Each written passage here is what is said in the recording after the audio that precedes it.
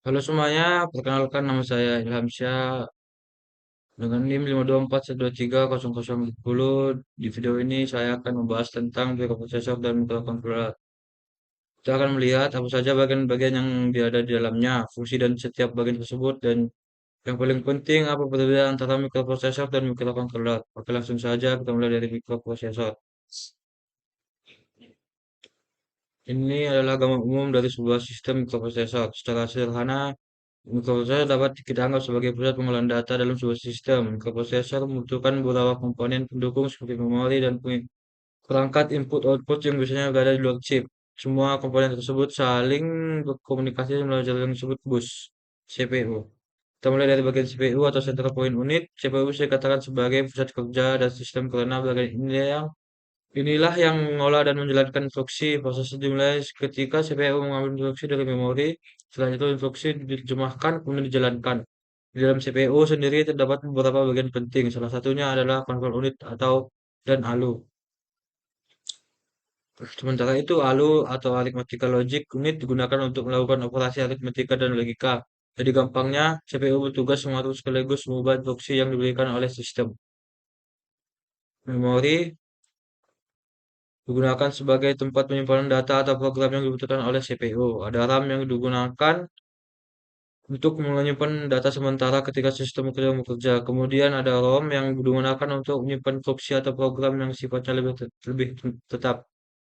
Pada sistem, pada sistem mikroprosesor, memori biasanya merupakan komponen yang berada di luar chip atau CPU. Kemudian kita masuk ke IO ports atau input-output ports. Bagian ini menjadi penghubung antara sistem dengan perangkat dari luar.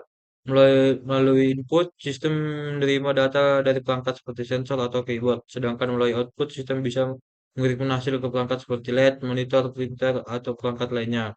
Jadi bagian ya atau O bisa dianggap sebagai pada pintu komunikasi antara sistem dan lingkungan luar.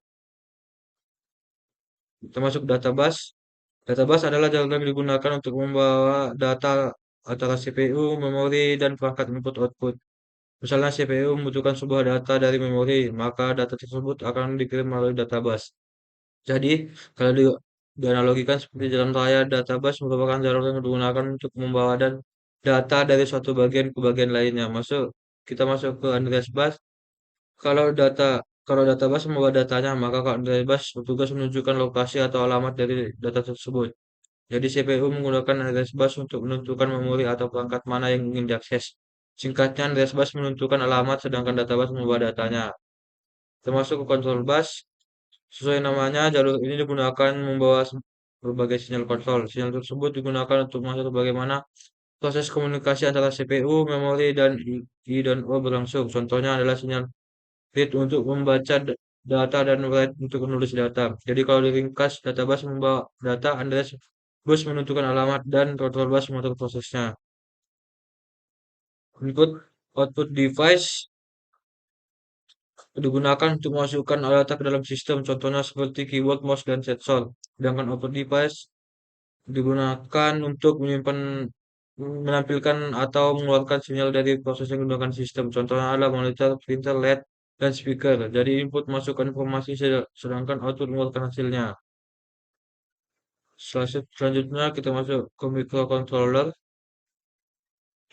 Kalau sebelumnya mikroprosesor membutuhkan beberapa komponen pendukung dari luar, microcontroller memiliki konsep yang berbeda. Microcontroller merupakan sebuah chip yang di dalamnya sudah terdapat CPU, memori, port input, output, serta sebagai peripheral tambahan. Karena banyak bagian sudah berada dalam satu chip, microcontroller sangat sering digunakan pada sistem kendali pada perangkat elektronik. Kemudian kita masuk pada CPU, fungsinya sama, yaitu sebagai pusat pengolahan dan pengadilan instruksi. CPU akan mengambil instruksi dan memori prosesnya lalu menjalankan instruksi tersebut. Kemudian ada memori. Pada microcontroller biasanya terdapat memori untuk menyimpan program dan RAM untuk menyimpan data sementara. Hal perlu diperhatikan adalah memori tersebut umumnya sudah berada di dalam satu chip bersama CPU.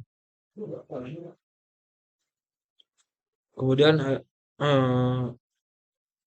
Kemudian ada video calls digunakan untuk menghubungkan mikrokontroler dengan perangkat lain. Misalnya, mikrokontroler menerima informasi dari sensor sebagai input. Kemudian setelah data proses Controller dapat memberikan output untuk menyalakan LED, menggerakkan motor, atau mengontrol perangkat lainnya.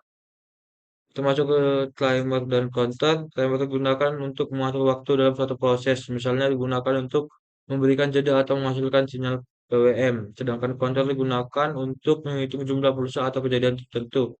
Jadi keduanya membantu microcontroller dalam mengatur waktu dan melakukan perhitungan. Kemudian ada ADC. Nah, ADC digunakan untuk mengubah sinyal analog menjadi data digital sehingga bisa diproses oleh microcontroller. Contohnya adalah ketika sensor menghasilkan tegangan analog, DC akan mengubah menjadi nilai digital. Kemudian ada DAC, DAC atau digital to analog converter. DAC bekerja sebagai untuk mengubah data digital menjadi sinyal analog, namun diperlihatkan tidak mengubah mikrocontroller bawaan. Interrupt control.